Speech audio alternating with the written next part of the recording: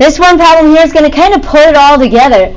We want the balanced reaction, the cell potential, the value of delta G, and the drawing of the galvanic cell. If you can do this, you are in a good place. Okay, yeah, so where do we start? They don't give us any kind of a reaction to start with. All we have are the two halves, and they are both written as reduction half reactions. Do you notice that? They both have electrons on the reactant side. So how do we know which one is oxidation? Let's look up their cell potentials, their reduction potentials, I should say. Okay, so again, I'm just getting these numbers from the chart on the very back page of your study guide. And in an AP problem, they would just be given to you in the problem. You don't have to dig them out from anywhere. Okay, so this is kind of a funky one, some vanadium oxide and hydrogen. But it is on the chart. It's a positive 1.00 volts for the reduction potential. The zinc, okay, here we got it. The zinc is negative 0.76 volts.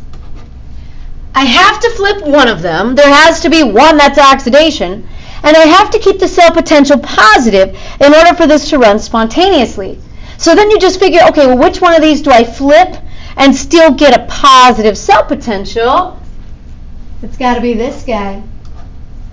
We'll make this negative, and then we'll add them and get the cell potential, E cell, to be a positive 1.76 volts. So this is the one that I flipped for oxidation. Okay, well, there's part of this. We wanted the cell potential. There she is. And again, that little degree, if you want to put that in, it just means that all the solutions will be 1 molar. The temperature is going to be 25 degrees Celsius. We're running this at standard conditions for a galvanic cell. Okay, so now that I know the second one is oxidation, maybe we could go back to the balanced equation thing. Okay, so I know the first one is straight up. It's kind of weird, but we'll do it. Some vanadium oxygen ion, 2 hydrogen ions, an electron forming VO plus 2 or 2 plus, either is fine, and water. And the second one I'm going to flip.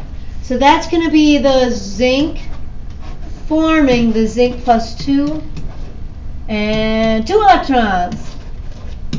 Okay, so it did kind of help to do the cell potential first, because otherwise I wouldn't necessarily know which one is oxidation. So I have the two halves. Are they balanced? Yeah, actually, the two halves are balanced. I needed the 2 hydrogen in the first half. However, the electron transfer is not going to balance. So before I can really add these together, I'm going to want to take this guy and multiply everybody by 2. I need that electron transfer to be the same. So let's just plug that in. We'll make this 2. We'll make this a 4. 2 electrons. 2 of these and 2 of those. Okay, so now again, once you're ready to add them up, I would look for anything that's the same that could cancel. The electron transfer should always cancel. 2 electrons, 2 electrons. The other thing that I would maybe look for, something that's real common, would be hydrogen ion or water molecules. It doesn't apply in this case, but those are probably the most common things that you could cancel. All right, now we add them up. So I'm going to have 2 of these vanadium ions plus 4 hydrogen ions. My electrons cancel, but I'll also have the zinc. And it does not matter at all what order you write these in. On the product side, I'll have the zinc plus 2, the 2 vanadium oxygen plus 2 ions, and 2 water molecules. Excellent! This should be balanced. Atoms balanced for hydrogen, zinc. Yes, the atoms balance, and the charge should also balance. So I'm going to have, let's see, this will be a +2 and a +4 for a +6. Yep, 2, and then here's going to be a total +4. Everything balances. Now again, you don't have to put phase symbols in unless they specify. If you want to put phase symbols in, all the ions are aqueous. The zinc is a solid. Aqueous. Aqueous. And the water is a liquid.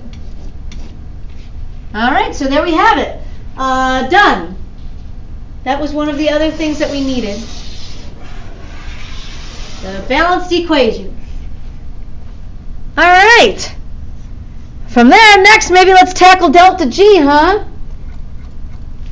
Delta G. You are next. Opposite N, F, E. Plug and chug. Opposite. We're going to have 2 moles of electrons transferred. That N stands for moles of electrons transferred. F is Faraday's constant, and it is a constant. I'm just looking this up in the AP packet.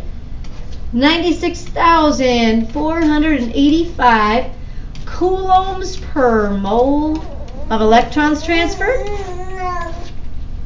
And then E is my cell potential, positive 1.76 volts. Okay, so again, you just plug this all in your calculator. Leave a reasonable amount of sig figs. And we kind of mentioned before, your answer is going to come out in joules. And they do tell you this in the AP packet now, that a volt is a joule per coulomb. So some of these units will cancel, moles of electrons will cancel, but then this coulomb will cancel. So you will end up in units of joules. Okay, so sig figs. In my calculator, let's see, I round this to something reasonable. Like maybe 3 sig figs. I don't know that I want to go to 1. Like negative, it's kind of like 34,000 joules, which I could write as like negative 3.40 times 10 to the 1, 2, 3, 4, 5 joules. If I wanted to leave 3 sig figs, or you could say that this is like negative 340 and then just put a decimal spot in there and say kilojoules. Any of those would be acceptable for delta G. And since again delta G is negative, the cell potential was positive. This is spontaneous. Any of these would probably be acceptable. I guess the first one technically only has 2 sig figs as listed.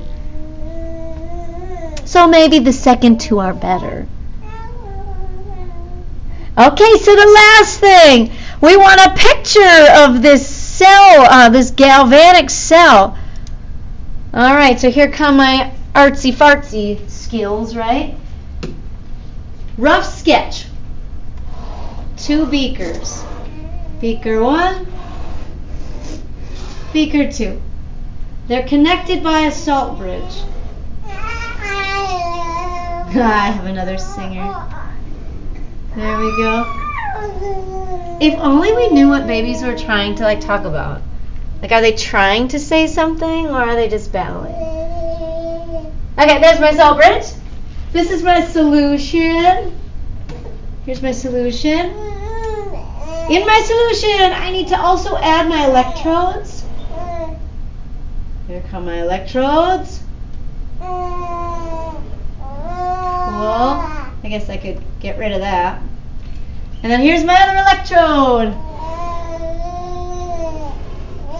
These don't have to be masterpieces or works of art, but here are the things that they'll be looking for. All right, so here's the way I'm going to start this. And I guess we could go ahead right away and maybe connect these. You could put a voltmeter on top if you wanted to. There, rough sketch. Now sometimes they might give you this amount and say, now fill it in, label everything. Okay, so usually this is anox and the red cap. Electrons flow from oxidation to reduction. It's usually in this order. It doesn't have to be, but it's often in this order. The anode then with oxidation, that was my zinc half. So the solution is probably like a 1 molar zinc solution.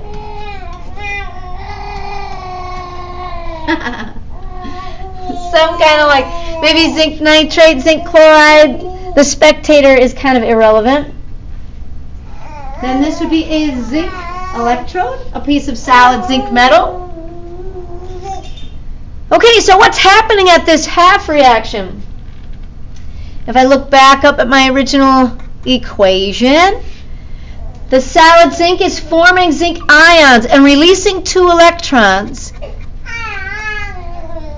So the zinc solid is forming zinc plus 2 ions.